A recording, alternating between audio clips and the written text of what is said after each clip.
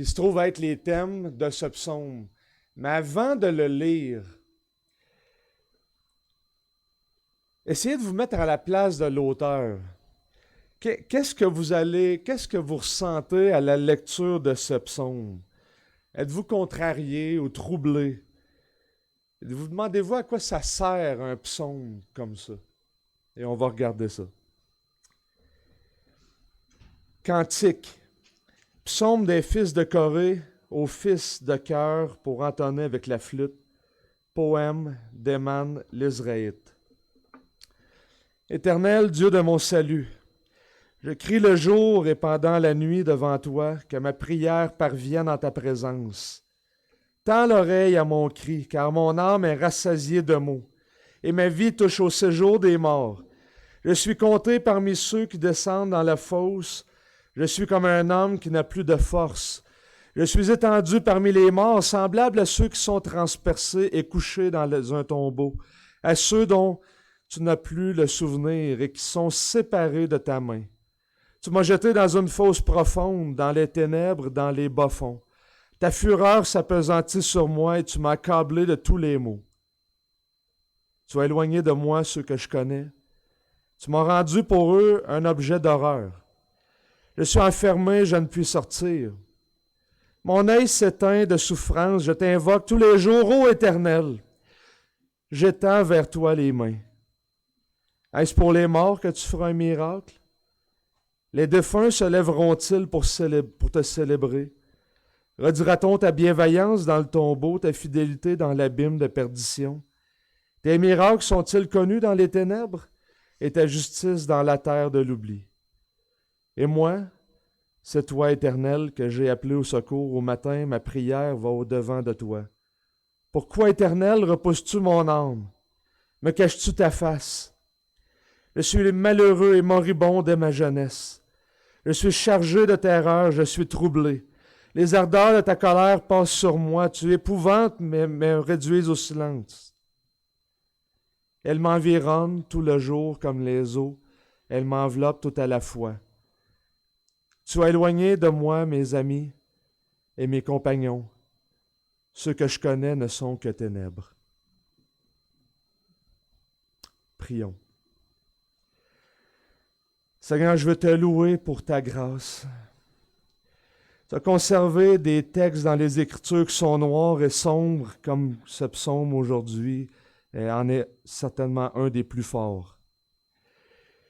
Mais tu as rédigé la rédaction de ce genre de texte. Et je veux te louer parce que tu n'ignores pas ces sentiments qui se trouvent enfouis en nous parfois. Des sentiments d'abandon, d'isolement.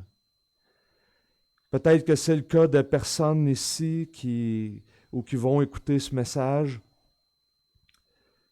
Et les dernières années ont été difficiles pour plusieurs et ont pu créer ce sentiment d'abandon dans nos cœurs et d'isolement. Peut-être que c'est des situations familiales, avec un époux, des enfants.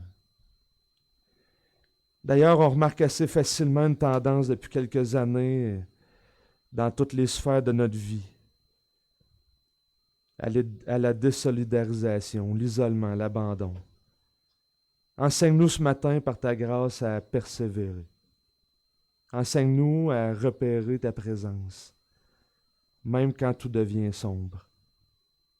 C'est en ton nom que je te prie. Amen. La première fois que j'ai prêché ce texte, c'est à peu près voilà une dizaine d'années, 11 ans, 12 ans, dans ces coins-là. Et puis, je vous mets dans le contexte, j'étais dans une église et l'église a mis les 4 anciens à la porte par un vote de non-confiance. C'était toute une saga qui durait depuis des mois, ça s'est solvé comme ça.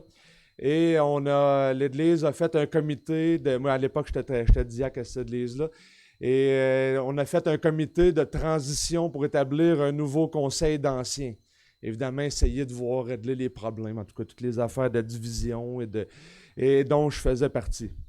J'étais parmi les 4, pas qui étaient mis dehors, mais qui étaient dans le comité de transition pour établir un nouveau conseil.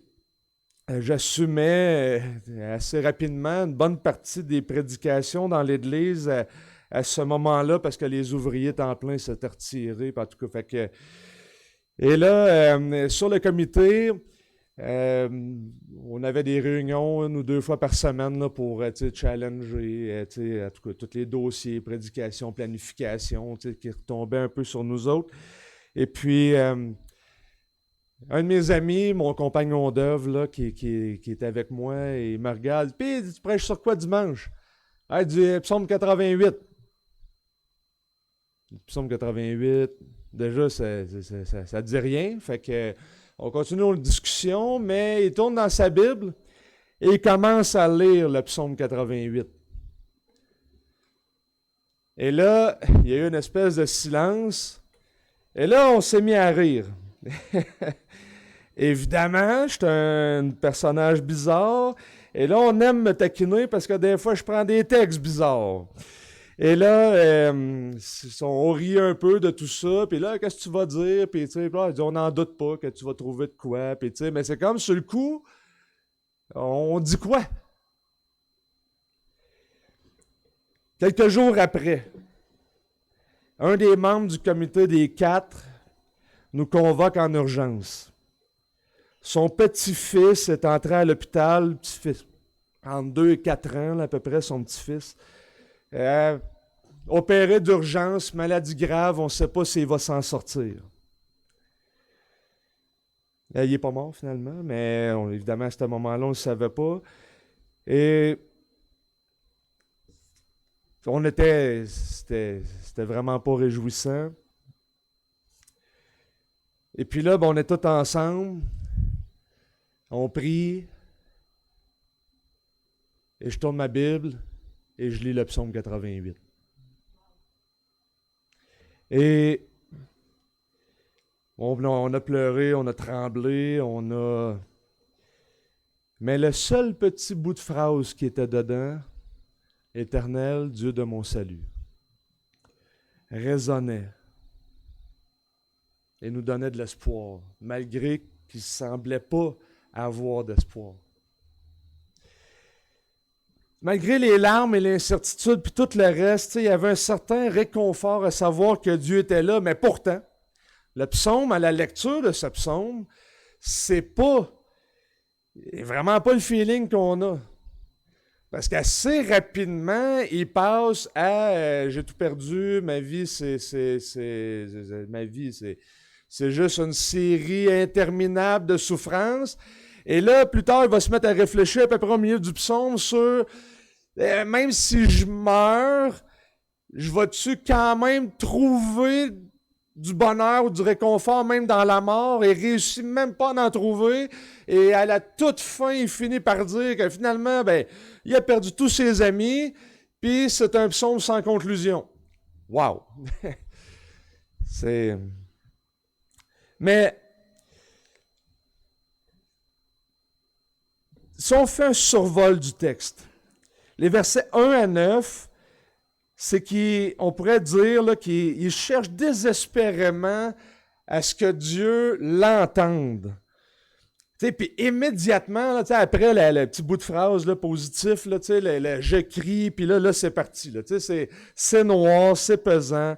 Il perçoit la colère de Dieu. Versets 10 à 13, là, il va parler plutôt justement, c'est la mort et la souffrance, puis même dans la mort, c'est à la limite, on pourrait dire qu'un chrétien pense même pas comme ça. Là, je veux dire, mais c'est vraiment lourd, c'est pesant.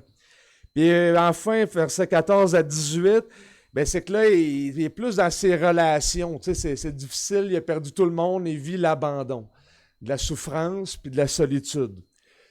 Et là, je me suis rendu compte depuis une couple de semaines que on a parlé du pardon, on a parlé. Là, je me rends compte que je suis dans les réflexions sur les relations difficiles. Et ce psaume-là parle de l'abandon. Et peut-être que vous avez déjà vécu l'abandon. Moi, je l'ai vécu, que ce soit par un conseil d'anciens ou ailleurs, mais l'événement que je vous racontais, là, je dis, c'était des amis. On pleurait ensemble, on a œuvré ensemble, et puis tout d'un coup, l'Église le rejette. Comment vous pensez qu'ils ont vécu ça? L'abandon. On le sait depuis 3 ans, là, une des causes, qu'est-ce que ça l'a produit? L'abandon, des divisions, c'est tout ça qui est produit. Et je me rends compte que j'étudie un petit peu ça. On a parlé du pardon, là, je suis plus dans l'abandon ou tout ça. Éventuellement, on va sûrement traiter de la réconciliation, des choses comme ça. Mais l'abandon est la caractéristique principale de ce psaume. Et gardons ça comme une espèce d'étendard, une bannière, si on veut, sur le dessus du psaume pour aujourd'hui. OK? Et donc, j'ai travaillé ce matin, très tôt, sur un PowerPoint. Mon puritanisme en moi en a pris tout un coup.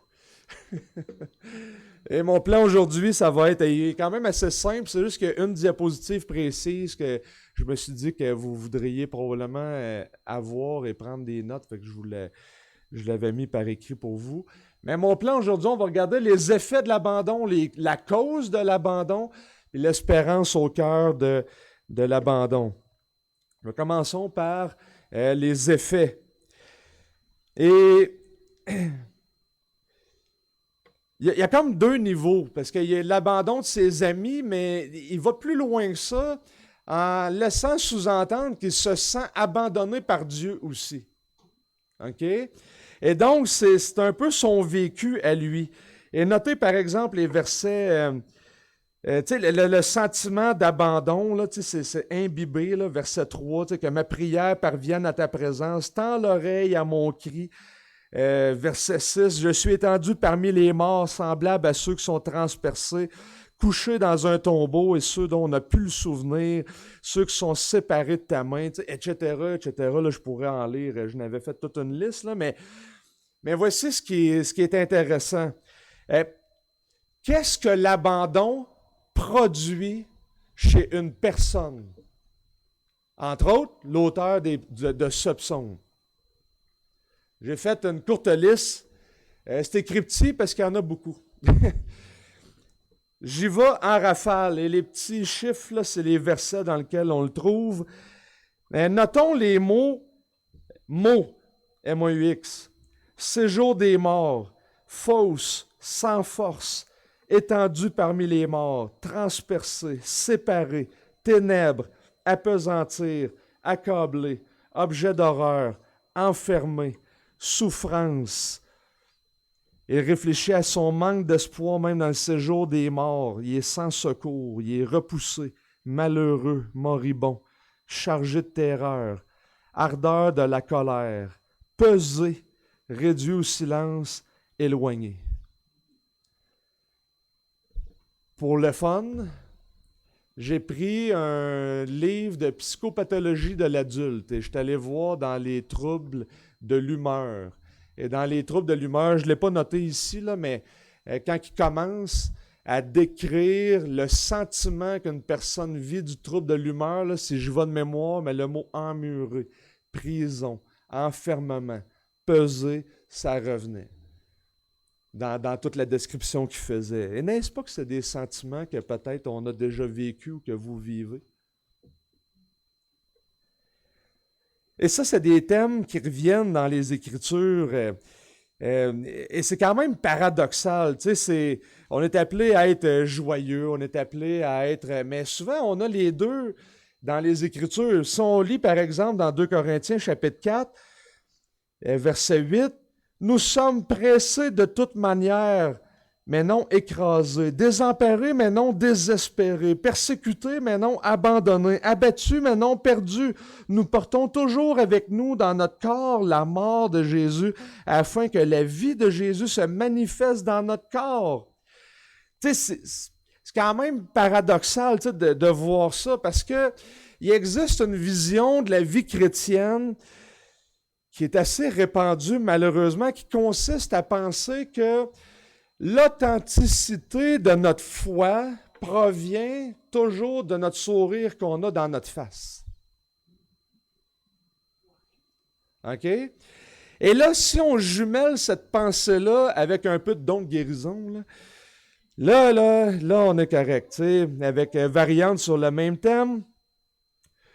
Mais j'aimerais dire ceci. c'est que c'est pas la vision biblique de c'est quoi le christianisme. Prenez la vie de Paul.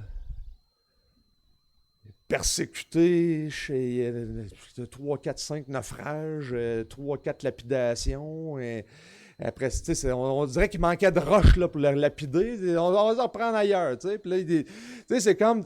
C'est pas. C'est pas ça. Puis là, on parle du don de guérison. Je ne veux pas les ridiculiser, mais des fois, on a ces personnes-là qui viennent. Puis, je vais prier pour toi, puis je vais, puis OK, c'est correct. Puis à un moment donné, puis là, ben, la pression se fait sentir chez la personne qui souffre que finalement, c'est peut-être mon manque de foi qui fait que je ne suis pas guéri. Donc, j'ai-tu vraiment la foi? Et ce genre de théologie-là, presque invariablement, va arriver à un manque d'assurance dans la vie chrétienne. Puis vous voulez répondre à ça, là? C'est simple, moi je n'y ai pas souvent, juste une question. Mettons là, que. C'est la question qui tue. Mettons que Dieu ne veut pas que tu sois guéri.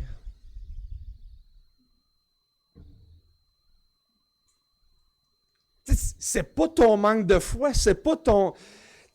L'auteur du psaume 88, on va le voir après, là, mais la cause, là, c'est Dieu. La Bible ne se cache pas de ça. Là, on essaie de défendre Dieu, que comment que Dieu, dans la souffrance, on se lance dans des longs débats, mais la Bible, là, elle ne fait pas ça. Elle dit, ben, je l'ai permis, c'est comme ça. Okay. Ça veut dire qu'on a des choses à apprendre de ça. Pour aligner notre théologie. Prenez le mot tristesse qui est utilisé par Paul. Le mot tristesse qui veut dire attristé, qui signifie affligé, peiné, troublé. C'est pas le DSM-5, là, et le manuel de psychopathologie là, qui va inventer la maladie mentale. Là. Je veux dire, Saint Jean de la Croix au 16e siècle disait « La nuit noire de l'âme », un des titres de ses traités. Puis finalement, c'était quoi la nuit noire de l'âme? C'est qu'il disait que c'est une angoisse spirituelle intense dans laquelle le malheureux, le désespéré se sent abandonné par Dieu. La tristesse fait partie de la vie chrétienne, ayez pas de doute là-dessus. C'est exactement là le combat de la foi. Quand Dieu semble absent, c'est là le combat de foi. Il me semble que le psaume 88 décrit des sentiments qui parfois m'habitent. Je suis tout seul? Ok, parfait. Je m'en ai dit, on va changer de texte. Là. Je suis peut-être une exception, là, tu sais. Mais il y a un auteur qui disait c'est le psaume le plus sombre, le plus triste de tous les psaumes. C'est un gémissement de tristesse du début à la fin. Il y a une force de lamentation particulière. Je l'ai lu tranquillement. Là, c'est comme on dirait, on fait les points. Puis l'abandon, la caractéristique principale de ce psaume-là. Il y a un auteur qui disait, c'est bon qu'on ait un psaume comme ça. Mais c'est aussi bon qu'on en ait juste un.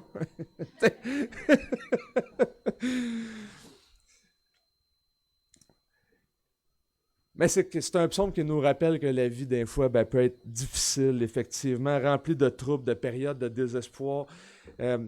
Brian Chappell nous disait, il nous rappelle que même un écrivain inspiré, un saint si grand que ses paroles sont à jamais enregistrées dans la Bible, même un géant spirituel peut venir à l'ombre d'une montagne pendant un certain temps qui semble occulter la lumière de l'Évangile et pourtant, cette foi dans l'ombre ne veut pas dire que l'homme est en dehors du royaume des cieux. Le royaume des cieux est peuplé de ceux qui sont pauvres en esprit. La détresse ne signifie pas que Dieu t'a abandonné. Et ça, il faut vraiment... Elle ne signifie pas nécessairement que tu reçois un jugement pour quelque chose que tu as fait. Peut-être que oui, peut-être que non. Mais ça ne veut pas dire que c'est ça. Ça ne veut pas dire que c'est un manque de foi. Il crie à Dieu. Il veut s'approcher de Dieu. Il cherche une réponse. Il attend la réponse parce qu'il le répète là, souvent. Là. Il dit, à tous les jours, je reviens. C'est comme, c'est constant. Il y a une persévérance là-dedans. Dans notre société, dans nos églises, l'abandon est vraiment un problème. Des enfants abandonnés lors d'un divorce, un mari ou une épouse qui quitte le mariage, un employeur qui ne se soucie pas de ses employés, un gouvernement qui impose des forces, qui force à l'isolement. J'ai essayé de prendre différents niveaux, là. Des amis pour les enfants qui disent que tu n'es plus mon best finalement du jour au lendemain. Après ça, bon, tu sais, je veux dire, l'abandon, c'est quelque chose qu'on peut vivre à tout âge. Mais il y a une chose, par exemple, la Bible ne dit jamais que Dieu t'a abandonné. La détresse, ça ne veut pas dire, égale pas Dieu t'a abandonné. Bon, fait que ça, c'est les effets. J'ai voulu mettre ça, j'ai essayé de faire un portrait pesant. C'était-tu pesant? OK, ouais. Creusons encore. C'est quoi la cause de l'abandon? Je lis simplement le verset 7, 8 et 9. Tu m'as jeté dans une fosse profonde. Verset 8. Ta fureur s'appesantit sur moi, et tu m'as accablé de tous les flots. Verset 9. Tu as éloigné de moi ceux que je connais. Tu m'as répandu, tu m'as rendu pour eux un objet d'horreur. Je suis enfermé, etc., etc. Alors, c'est quoi la cause? C'est Dieu. Dieu est souverain et il est au contrôle. Ça me fait toujours... ça me fait pas rire, là, mais j'ai fait je poursuivais une maîtrise à l'Université Laval, qui est une université catholique, comme vous le savez. Je suis de même, là, je suis un peu masochiste, fait que je m'en vais me mettre dans le... Fait que je fais mes études là-bas et mon directeur de mémoire était spécialisé dans le Nouveau Testament, mais il donnait le cours aussi, ça fait comme 30 ans qu'il enseignait, fait qu'il donnait le cours sur Job. Et il nous a résumé à peu près en 10 minutes ce qu'il avait compris de Job. Et il dit finalement, Dieu ne donne pas la réponse, il dit on n'a rien à comprendre.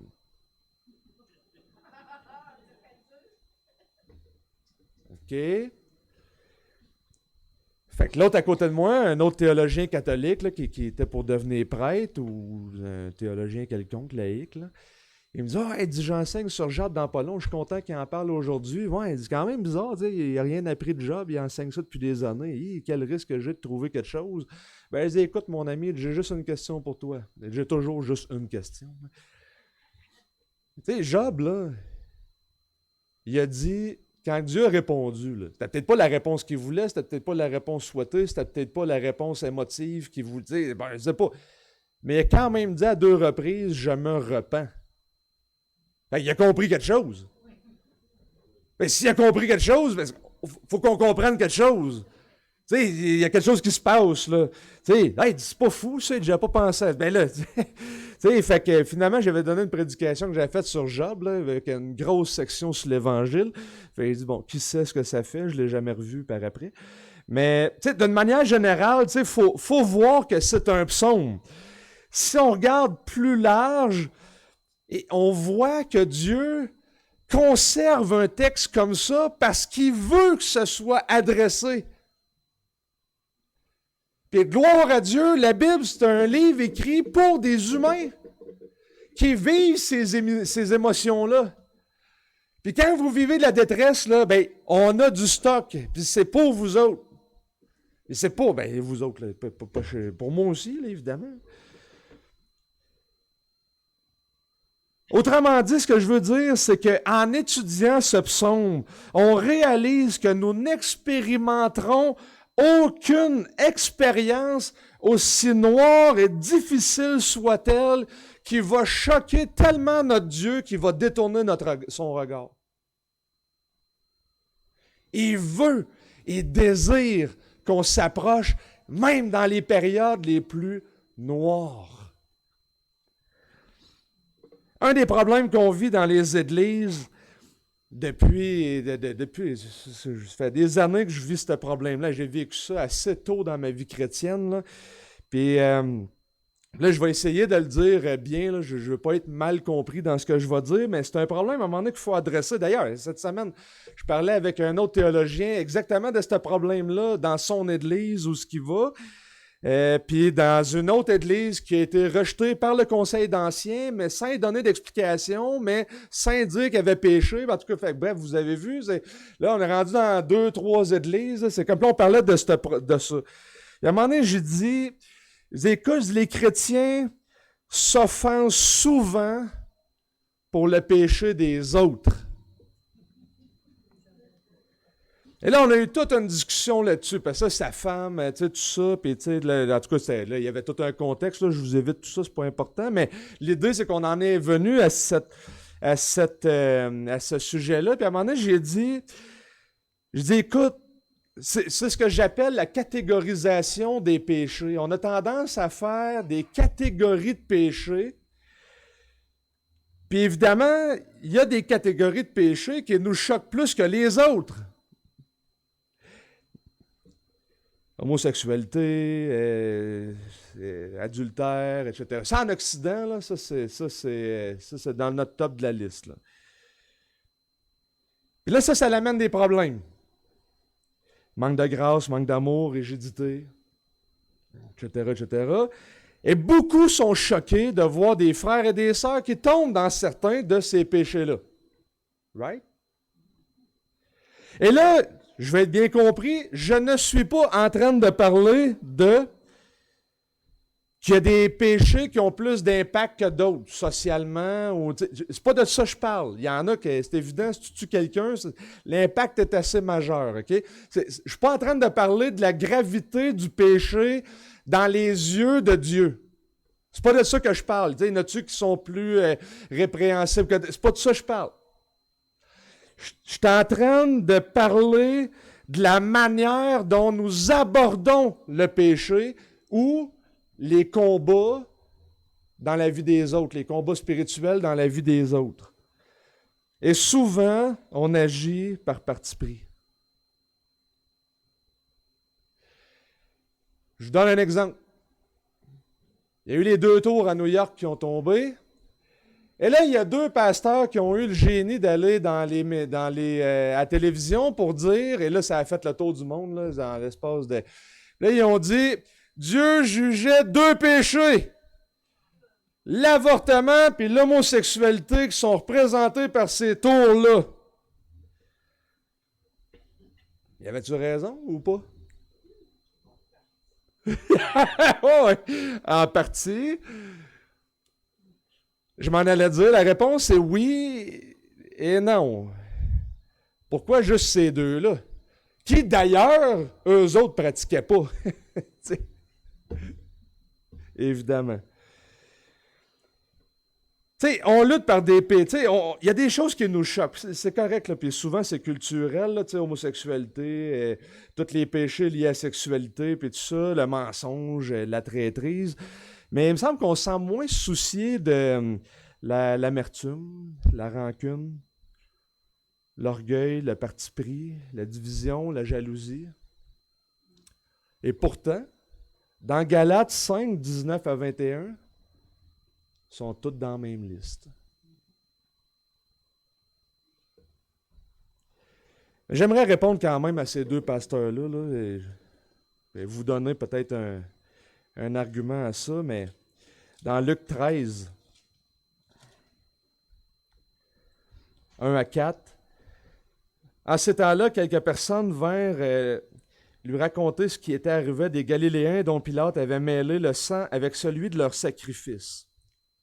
Alors, vous avez vu quelque chose de culturellement vraiment abominable? Il leur dit, pensez-vous que ces Galiléens aient été de plus grands pécheurs que tous les autres Galiléens parce qu'ils ont souffert de la sorte? Non, vous dis-je. Mais si vous ne vous repentez pas, vous périrez aussi pareillement. Ou bien c'est 18 sur qui la tour de Siloé, catastrophe naturelle, c'est ça? Oui, c'est ça. Et qu'elle a tué, pensez-vous qu'ils étaient des plus grands coupables que tous les autres habitants de Jérusalem? Non, vous dis-je, mais si vous ne vous repentez pas, vous périrez pareillement. Et toutes ces personnes qui sont décédées dans les 2 tours qui sont tombées, pensez-vous qu'ils étaient des plus grands pécheurs que vous autres? Non, vous dis-je. Mais si vous ne vous repentez pas, vous périrez tous pareillement. Et donc, mais pourquoi Dieu permet la souffrance dans sa providence? Parce que Dieu a des buts précis. Et là, j'en arrive à la diapositive que je voulais que vous voyiez. J'ai vécu l'abandon, OK, certains le savent, là, je ne vais pas entrer là-dedans ce matin, mais un des premiers livres que j'ai lus, c'était The Crook and the Lot de Thomas Boston. Et Thomas Boston, c'est un puritain qui réfléchissait sur la souveraineté de Dieu dans la souffrance. Et à un moment donné, il a décrit là, de long et en large, mais je vous le résume ici, en 7 points, pourquoi Dieu peut permettre de la souffrance dans la vie du chrétien. 1. Prouvez votre état spirituel en tant que croyant hypocrite ou authentique. 2. Pour vous éveiller à l'obéissance, vous sevrez de ce monde et placez vos yeux sur le ciel. Pour vous convaincre de pécher. Pour nous corriger ou punir le péché. Pour nous prévenir de commettre des péchés.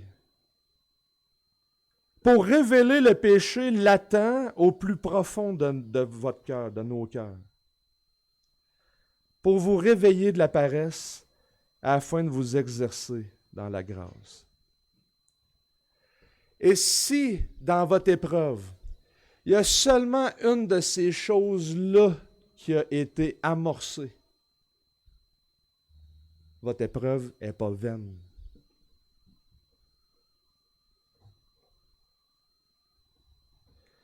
Il est très, très possible que vous viviez des moments difficiles ou que vous allez en vivre. C'est juste une question de temps. Là. Je suis d'un optimiste ce matin. Mais ça, c'est des bonnes raisons. J'avais un de mes amis qui était vraiment fâché par ce qui s'était passé il y a 2 ans, le gouvernement, puis tout ça, puis il était quasiment devenu un militant. C'était une grosse affaire. Puis à un moment donné, je l'ai regardé, j'ai dit, tu sais, est-ce que tu pries plus pour le gouvernement? Est-ce que ça t'a amené à voir un petit peu plus de péché en toi puis ta rancune parce qu'il voyait là, que sa rébellion, ça bouillait puis tout ça. Il disait, est-ce que tu as vu que tu avais des frères peut-être un petit peu plus faibles dans la foi que tu étais prêt à porter secours? Là, j'avais fait exprès, j'avais mentionné des choses qui, des semaines avant, commençaient à émerger dans sa vie. Il dit, t'as raison. Il dit, ton épreuve n'est pas vaine. Le Seigneur elle dirige. C'est un outil, là, ce qui est en train de se passer. Puis je le sais que vivre l'abandon, c'est vraiment pas facile parce que ça produit. Là, je pourrais vous remettre toute la liste en haut. Là, on espère que ça n'arrive pas, toute la liste, là, les maux, les troubles, séjour des morts. On espère que ça n'arrive pas toute la même soirée. Là. Fait que, OK, bon, là. Mais il y a quand même de l'espérance. Y a-t-il de l'espérance? Peut-il y en avoir? Alors, je vous relis. Notez comment l'auteur construit la noirceur. Mon âme est rassasiée de maux et ma vie touche au séjour des morts. Je suis compté parmi ceux qui descendent dans la fosse. Je suis un homme qui n'a plus de force. Et ensuite, il va dire, je suis étendu parmi les morts, semblable à ceux qui sont transpercés et couchés dans un tombeau, et ceux dont tu n'as plus le souvenir et qui sont séparés de ta main. C'est une vie remplie de souffrance. Il va réfléchir sur la mort. Et là, C.S. Lewis, qui a écrit les Chroniques de Narnia, il a écrit un traité sur réflexion sur les psaumes.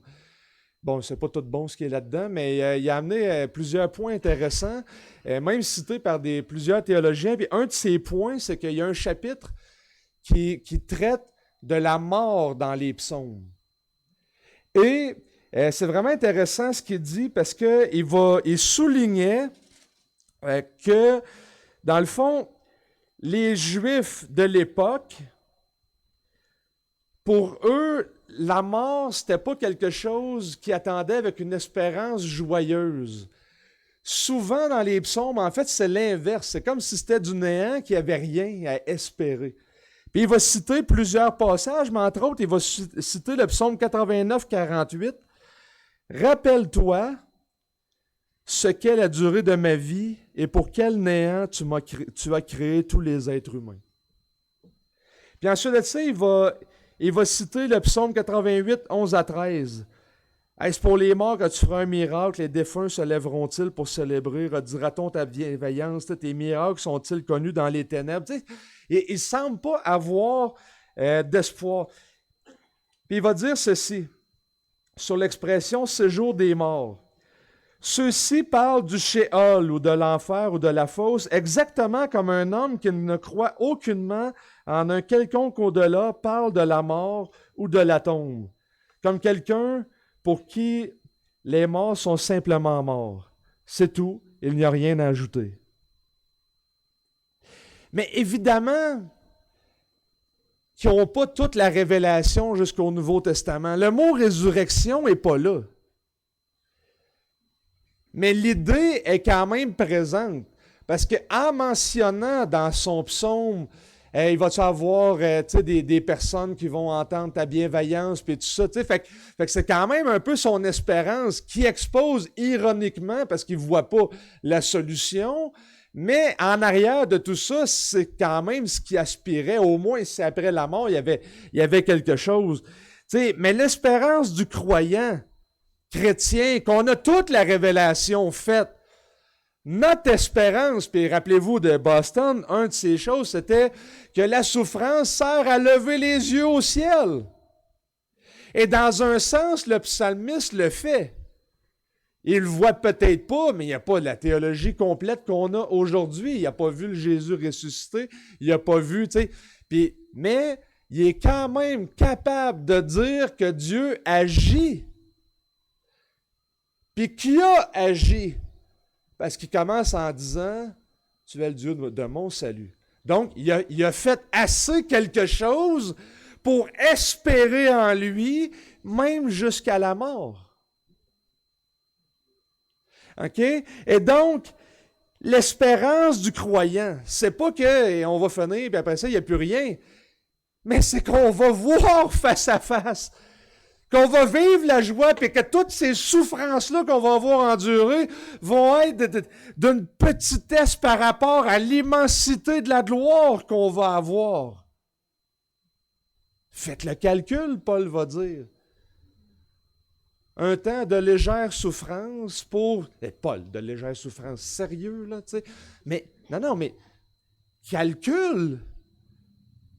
C'est quoi ta vie par rapport à ce qui s'en vient?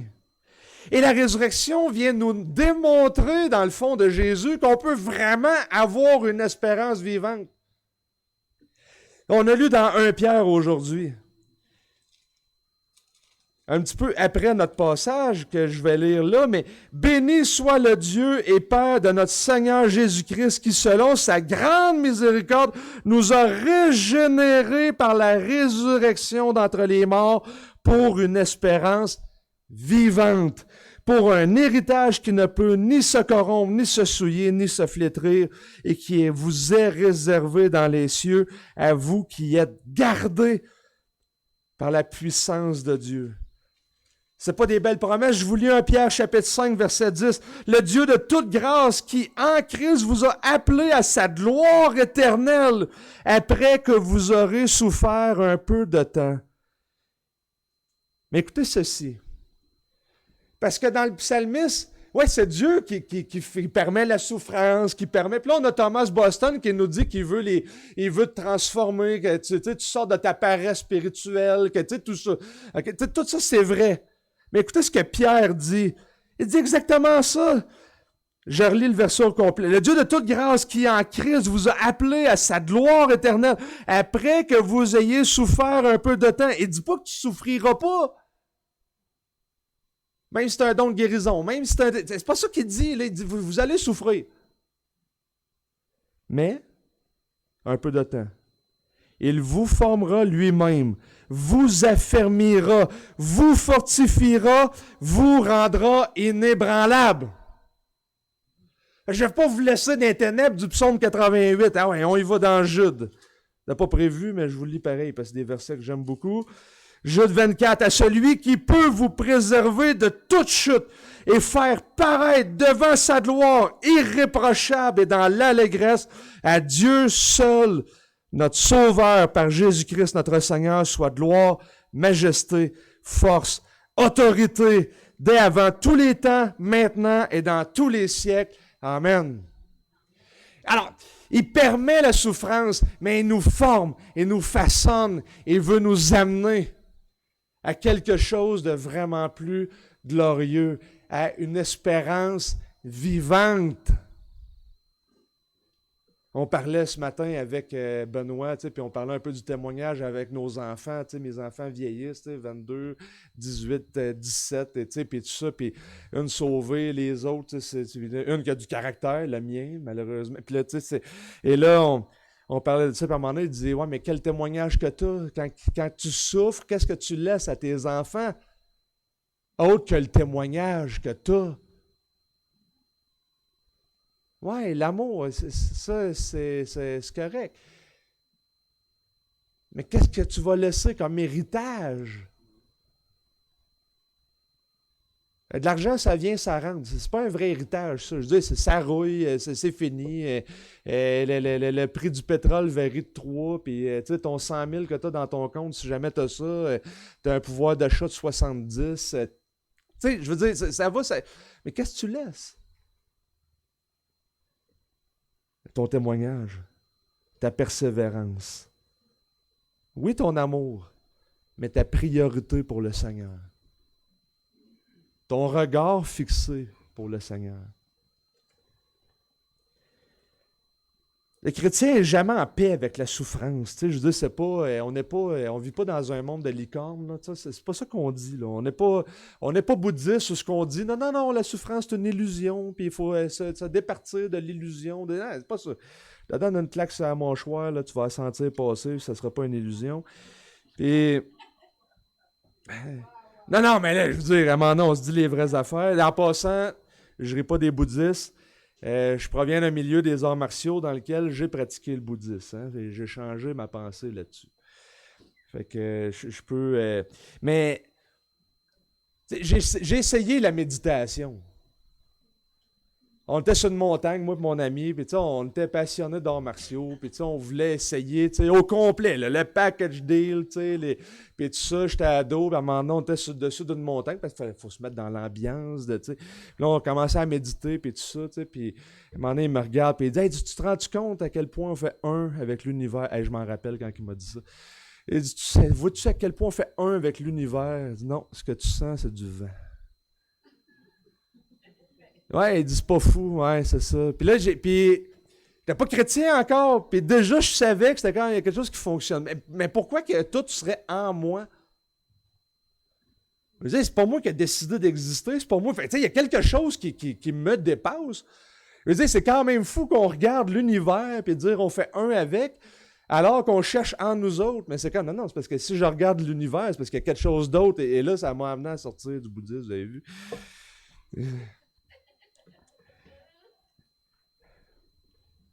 Mais, j'étais une bébête bizarre. Mais pourquoi des fois on ne prie pas comme le psaume 88? Tu sais, on est prompt, je suis prompt à parler de ma situation, mais très peu à parler de comment je me sens dans cette situation-là, puis de dire, Seigneur, là, ça ne fonctionne pas. Aide-moi. Et je vais juste vous amener deux petites applications, implications. Je ne savais plus c'était quoi, là. En fait, c'est un peu les deux. Vous allez comprendre. Ben, j'espère. L'adoration. Une des choses qui m'a passionné le plus à la lecture de ce psaume, qui m'a le plus frappé quand je l'ai lu, puis c'est ça qui m'avait fait pousser l'étude de ce psaume-là. C'est Cantique, psaume des fils de Corée au chef des chœurs pour entonner avec flûte, poème d'Héman l'Israélite. C'est un poème fait pour chanter.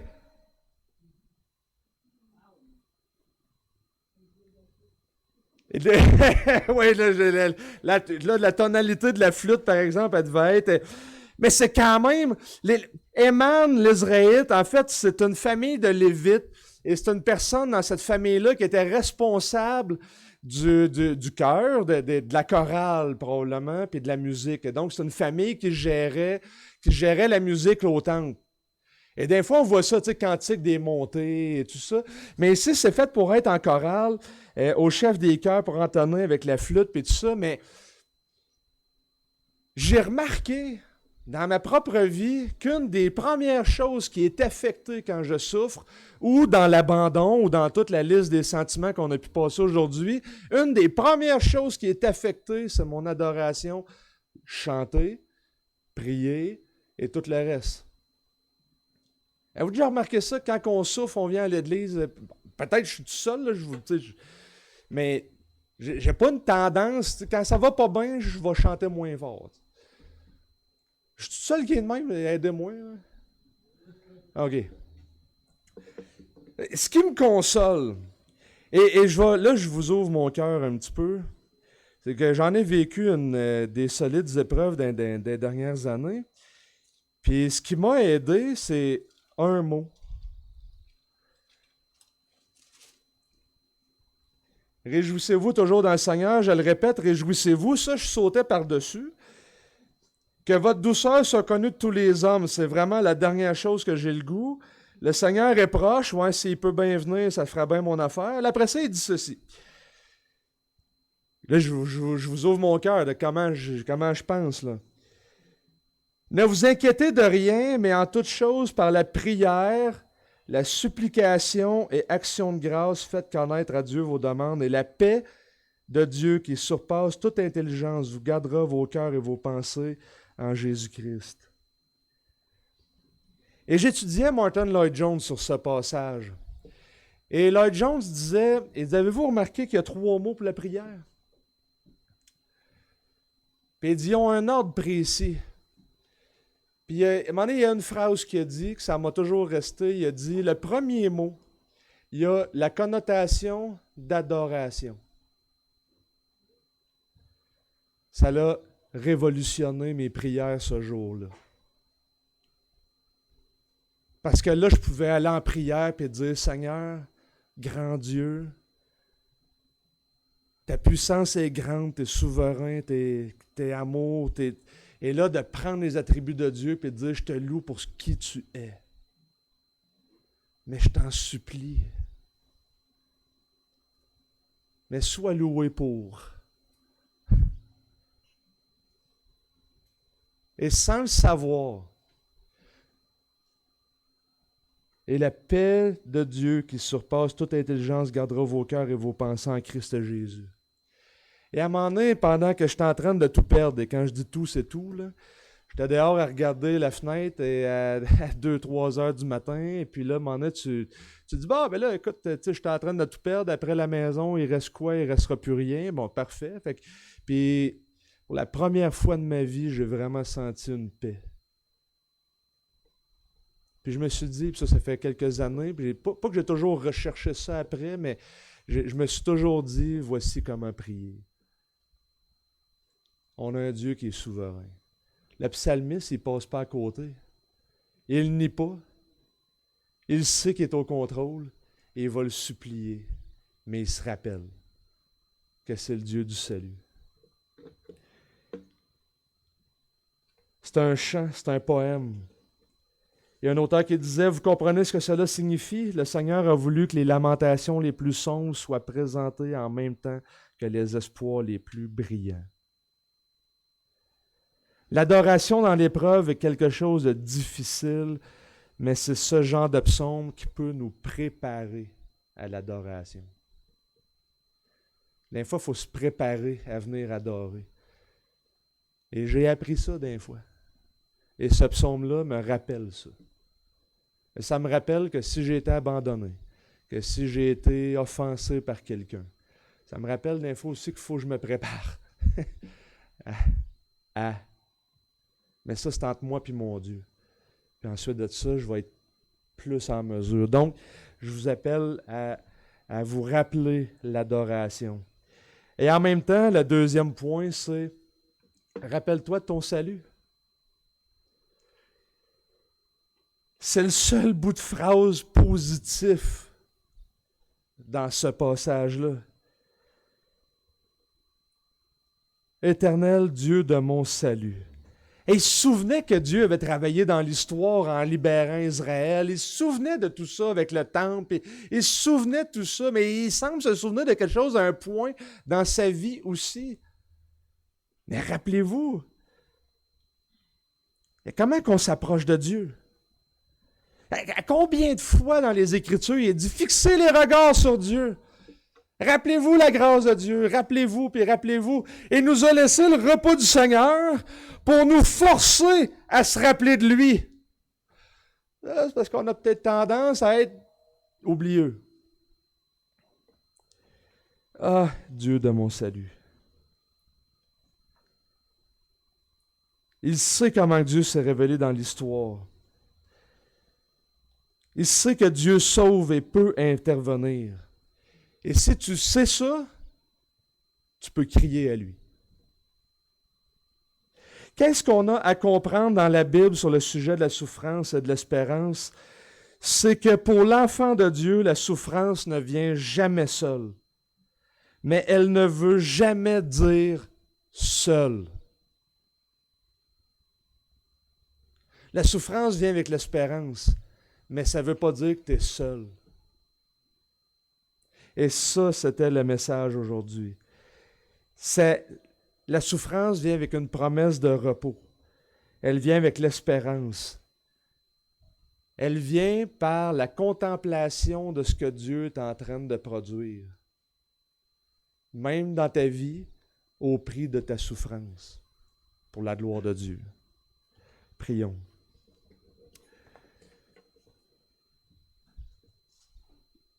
Seigneur Dieu, merci parce que tu es un Dieu fidèle. Et on veut te louer parce que tu es fidèle. Tu es un Dieu de promesses qui, à travers les millénaires, t'avait promis que l'Évangile serait pleinement réalisé en Jésus-Christ, et tu l'as fait. Et tu nous promets que dans notre vie, malgré notre souffrance, tu vas nous amener face à face avec lui, Seigneur. Et on va pouvoir contempler avec un corps ressuscité qui souffrira plus, qui péchera plus. On n'aura plus cette tendance-là dans notre vie. Oh, que ça va être un jour glorieux et on veut te louer dès maintenant pour ces vérités, Seigneur. Et on veut le croire. Mais en attendant, je te prie pour les personnes qui souffrent. Je connais des proches, certainement dans l'Église ici. Ça peut être familialement, dans l'Église, ça peut être, peu importe, en amitié, ça peut être, tu connais la profondeur de nos détresses, même ce qui n'est pas dit. Et je veux te prier pour chacun d'entre nous, de nous aider à persévérer, à être transformé par ta gloire, par ta grâce, à être façonné parce qu'on le sait où est-ce qu'on s'en va. Et Seigneur, on veut encore une fois te remercier et te louer pour la croix, pour Jésus qui nous rachète, qui nous amène en communion avec toi et les uns avec les autres. Donne-nous d'être des frères et des sœurs qui se soutiennent les uns les autres. À toi la gloire. Amen.